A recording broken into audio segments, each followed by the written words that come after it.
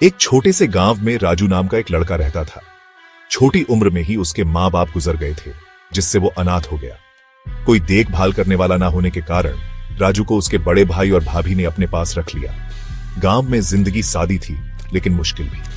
संसाधन कम थे और मौके भी सीमित। राजू का भाई खेतों में कड़ी मेहनत करता था, लेकिन उसकी कम कमाई से मुश्किल से ही उनका छोटा सा परिवार चल पाता था। वे एक छोटी सी एक कमरे की झोपड़ी में रहते थे, जिसकी छत फूस की बनी थी। खाना सादा होता था, अक्सर दाल भात ही। राजू के कपड़े पुराने और पैबंद लगे होते थे, लेकिन उसने कभी शिकायत नहीं की। राजू एक बेहतर जिंदगी चाहता था, सिर्फ अपने लिए ही नहीं, बल्कि अपने भाई और उसके परिवार के लिए भी। वो जानता था कि शिक्षा ही कुंजी है, लेकिन गांव का स्कूल बहुत दूर था और उसके भाई को खेतों में उसकी मदद की जरूरत थी। मुश्किलों के बावजूद राजू ने उम्मीद नहीं छोड़ी। वो जानता था कि अगर वो कड़ी मेहनत करेगा और अपने आप पर भरोसा रखेगा, तो हालात बेहतर हो जाएंगे। एक दिन उनके गांव में उम्मीद की एक किरण आई।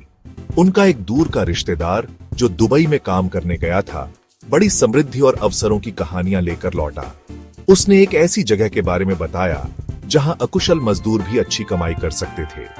उसने ऊंची इमारतों, चहल पहल वाले बाजारों और उनके गांव की गरीबी से कोसों दूर एक जिंदगी के बारे में बताया।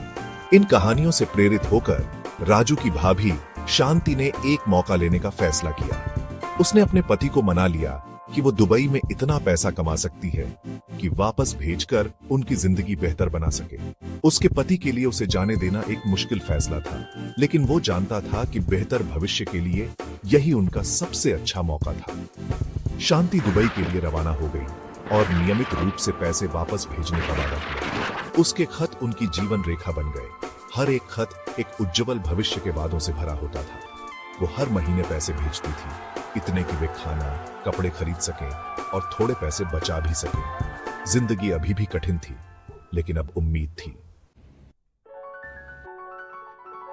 5 साल बीत गए। राजू लंबा और मजबूत हो गया। अपने भाई की खेतों में मदद करता रहा। शांति के खत आते रहे। हर एक खत उसकी वापसी और उनके इंतजार में पड़ी आरामदायक जिंदगी के वादों से भरा होता था। उन्होंने उसके भेजे पैसों से अपने घर को बेहतर बनाया, एक दूसरा कमरा और टिन की छत डाली। लेकिन समय के साथ शांति के खतों का लहजा बदल गया। वो अपनी वापसी के बारे में कम और दुबई में आने वाली मुश्किलों के बारे में ज्यादा लिखने लगी। फिर एक दिन शांति लौट आई। वो थकी हुई और कमजोर लग रही थी। उसकी त्वचा कड़ी धूप से झुलसी हुई थी। वो अपने साथ एक छोटा सा सूटकेस लाई थी, लेकिन वो उन उपहारों से भरा नहीं था जिनकी उन्हें उम्मीद थी। उसने उनके सारे बचाए हुए पैसे मांगे, यह दावा करते हुए कि यह उसका हक है।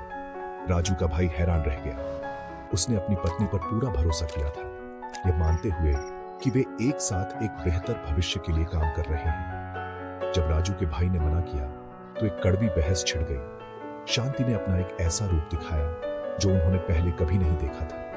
उसने उन पर आलसी और कृतज्ञ होने का आरोप लगाया, यह दावा करते हुए कि उसने उनके लिए सब कुछ कुर्बान कर दिया है। अपनी नाराजगी में अंधी होकर उसने राजू और उसके भाई को घर से बाहर निकाल दिया और घर पर अपना दावा ठोका। उस रात जब राजू खुले आसमान के नीचे ठंडी सख्त जमीन पर लेटा था, तो निराशा उसे घेरने लगी। उसने अपने माता पिता को खो दिया था, अपना घर खो दिया था और अब ऐसा लग रहा था अपना भविष्य भी। जैसे ही वो सोने लगा, उसे एक अजीब सी शांति मिली। उसने एक दिव्य प्रकाश में नहाए हुए एक चमकदार व्यक्ति का सपना देखा। उस व्यक्ति ने उससे एक ऐसी आवाज में बात की जो उसकी आत्मा में गूंज उठी, मेरे बच्चे, हिम्मत मत हारो। तुम्हारी मुश्किलें तुम्हारी नियति नहीं है। अवसरों की भूमि पर वापस जाओ, कड़ी मेहनत करो, ईमानदार रहो और तुम्हें तुम्हारा इनाम मिलेगा। सपना इतना स्पष्ट था, इतना असली था कि राजू चौंक कर उठ गया। वो जानता था कि उसे क्या करना है। वो दुबई जाएगा जैसे शांति गई थी। वो कड़ी मेहनत करेगा और अपने भाई के लिए एक नई जिंदगी बनाने के लिए पर्याप्त पैसा कमाएगा। नए संकल्प के साथ राजू अपने सपने का पीछा करने के लिए निकल पड़ा।